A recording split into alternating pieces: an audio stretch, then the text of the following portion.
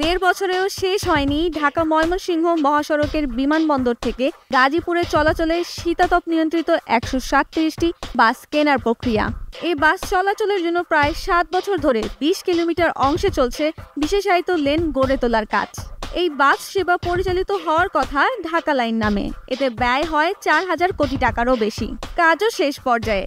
অন্যদিকে বিদেশি ঋণ কিস্তিতে শোধের সময়ও শুরু হয়ে গেছে।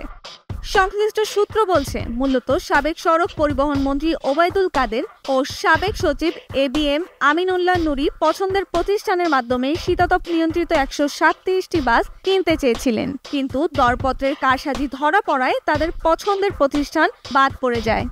পরবর্তীতে নতুন করে দরপত্র ডাকা হয়। প্রথম দরপত্রে ৬টি প্রতিষ্ঠান অংশ নিলেও দ্বিতীয় দরপত্রে অংশ নিয়েছে মাত্র ২টি। প্রথম দরপত্রের সর্বনিম্ন দর ছিল প্রায় ১,৭৭,০০,০০০ মার্কিন ডলার, যা বাংলাদেশে ১৮৮ কোটি টাকা, এবং দ্বিতীয় সর্বনিম্ন দর ছিল প্রায় ১,৯১,০০,০০০ ডলার, যা বাংলাদেশে ২০৩ কোটি টাকা।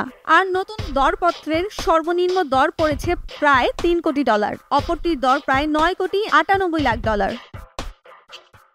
আগের বারের দরের অংশ নেওয়া ৬টি প্রতিষ্ঠানই চীনের ছিল বলে জানিয়েছেন বিআরটি কোম্পানি লিমিটেডের মহাব্যবস্থাপক মোহাম্মদ মহিউদ্দিন। তিনি জানিয়েছেন, এবার যে দুটি প্রতিষ্ঠান অংশ নিয়েছে তারা ভিন্ন ভিন্ন দেশের। বৈচিত্র্য আনতে এ উদ্যোগ নেওয়া হয়েছে। দুটি প্রতিষ্ঠানের আর্থিক মূল্যায়নের কাজ চলছে। এটি চূড়ান্ত হওয়ার পর সর্বনিম্ন দরদাতা প্রতিষ্ঠানকে নোটিফিকেশন অব অ্যাওয়ার্ড দেওয়া হবে বলে জানিয়েছেন এই কর্মকর্তা।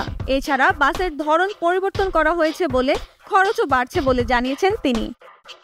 বিআরটি প্রকল্পটি নেওয়া কতটা যৌক্তিক ছিল অন্তর্বর্তী সরকারের তা খতিয়ে দেখা উচিত বলে মনে করছেন ট্রান্সপারেন্সি ইন্টারন্যাশনাল বাংলাদেশের TIB নির্বাহী পরিচালক ইফতেখারুজ্জামান।